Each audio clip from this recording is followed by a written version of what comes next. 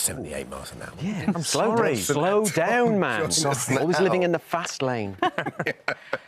Congratulations on 8 series, and you're filming Series 9 as well. That's still on hold. Just finished Series 9, yeah. But who would have thought? 8, 9 series. So I think that's a real testament to the production team who make it, the writing of Daisy Coulomb, and I think we've had a fantastic team making this, and I think that's why it's so successful. And you, and the exec producers, and you, those sort of people. the North Star. It takes us through all of the series. No, I think we just have a gallery of really likeable characters. I think Grantchester is one of those series where you get together as a family, your shoulders drop, and it's just lovely because I think you want to follow and you care about the characters so much that you invest in that hour on ITV, 9 o'clock at night. When you start, like, all those years ago, like the first or second series... All those years ago. I'd love it all those years ago. It wasn't 30 years ago, you know. Back in talkies. You just finished doing the video for... No, when you first started... do you have a good idea about the narrative arc as to where you were going, or had you any idea it would be as successful as it is? Oh, no, we were done by Series 3. Right. That was it. We were done. And as I said before, you know, we were surrounded by great writers, be it Daisy Coulomb or John Jackson.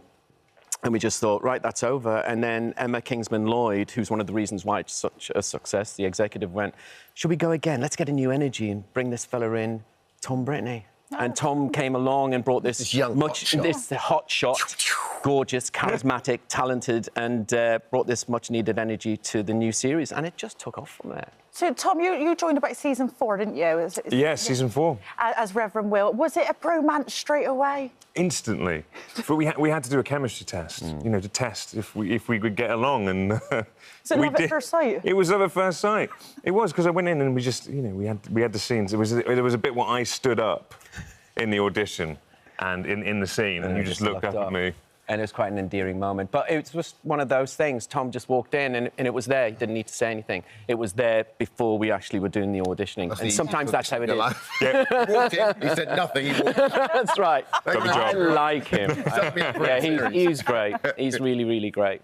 But no, it's a great combination of crime-solving, you know, compelling characters and relationships and heartfelt storytelling. And it's a great combination. And must be the nice thing is that as the show progresses and you can, because it's got such a fan base and it's so well loved, it gives you the opportunity, I suppose, to indulge. You know, you can actually develop your characters a bit more rather than you're just solving another crime. Yeah, I mean, for me, it was the first job I had that had an arc. You could go, you know, it carried on. It wasn't just one episode. And as I grew as an actor with it, and we got to have a part in the storylines and get to know our characters and go, well, should we do this series? And Will would probably do this, and you know, probably kill a man in the first episode on his bike. Did you kill him on your push bike then, or push bike? Push bike? No, it's a motorbike. It was 78 miles an hour on a push bike. That Tour de France. It's just, are you Bradley Wiggins? It's me, yeah. So he's going for a bit of an emotional time, your character, Tom. Yes, very. I mean, Will always has. I mean, I have to admit, he's been through a runner every single series, but this one in particular is just, it's probably the hardest thing that's happened to Will so far, and you really see whether he can pull himself back from what happens. Well, he's struggling with fatherhood, isn't he? He's got daddy issues, let's say. What happened with his dad, then, your character? What happened with his dad in your...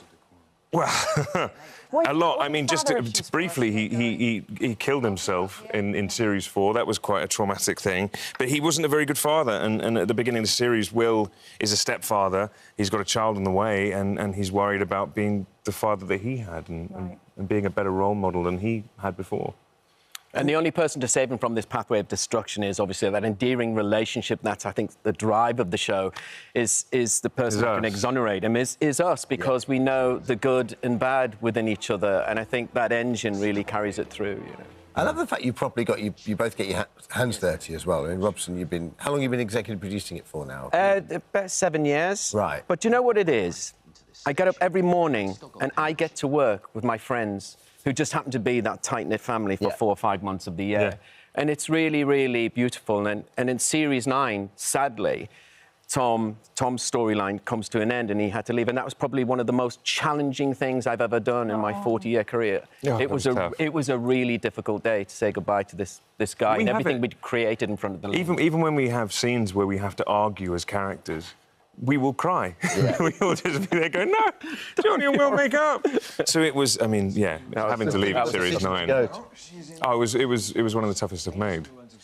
I may regret it. I think probably no. It's because I get to hang out with my best mate every day and do a show that's just been. I love how well you've got. Yeah, it's a great hybrid, you know. I know. Yeah, we go fishing together with Sam Fender. Who can do that? My first fishing experience with Robson Green. TV fisherman Robson Green. I mean, and Sam Fender. Yeah, I think I peaked. Ways like this guy. Yeah, I was in Australia last year. I was doing a fishing show in Australia last year, and I sent him a picture. I caught a southern bluefin, 30-pounder. It was a beauty, and everybody was going to eat it. It was going to be fabulous. So I sent him the picture of this southern bluefin. I went, "What do you think of that?" And he replied with a photograph of him and Cameron Diaz, who were filming together. And he went, "What do you think of that?"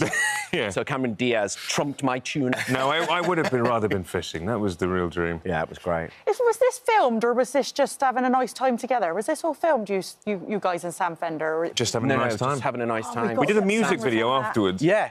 No word of a lie. We were fishing with him. Sam's a mate, and he rang me up and said, "You take me fishing?" I went, "Of course I'll take you fishing," because he knows every episode of Extreme Fishing with Robson Green. It's his guilty pleasure. Anyway, we were on the boat with him, and he went, "Do you want to be in my pup video?" So we're in Howden Aldi Death Queue with Sam Fender playing the guitars. No, we're in a Sam Fender video. Amazing. How good is that? Tom, you directed a few episodes. I did, yeah. I directed an episode in series 7 now, and Would then you like to do more of that? Definitely, yeah. I'm trying to ramp up to do a feature film if I can. I mean, I love it. You've got such a brilliant cast. I mean, what's it like working with them all? I know you touched briefly on it, but... Well, it's the hybrid of the series. I mean, you've got these really dark, edgy, uncomfortable scenarios, but above it, you've got a cast who are capable of levity and humour.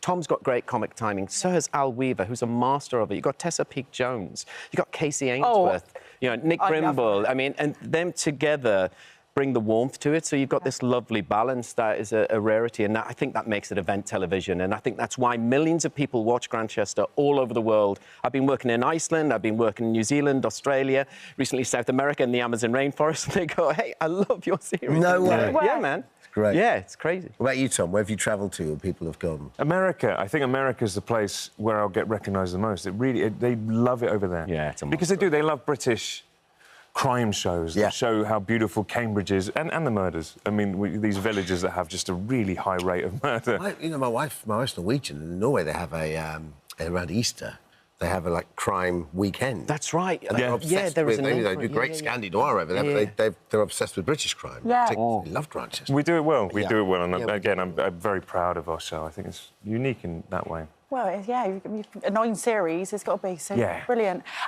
Soldier, can we ever expect it to come back? What? Me and Drew? I'm too old, no, man. You're not. I'm 60 this year. You're very kind. Have you met my agent? Where they've been out. You'll be running the MOD. No, you know what? When I was 7 years old, I used to look at someone my age and think, how are you still alive? and may that kind of thought process continue. But no, it was good while it lasted. Yes. Yeah. And it was good while it lasted, Soldier. I'd love for it to come back as a special, just a one-off special. OK, I'll do a one-off. All right, thank you. When you're 6. Grantchester, Series 8 airs Thursday, 9 o'clock on ITV1 and ITVX. Thanks, guys. Thank you very much. Thanks.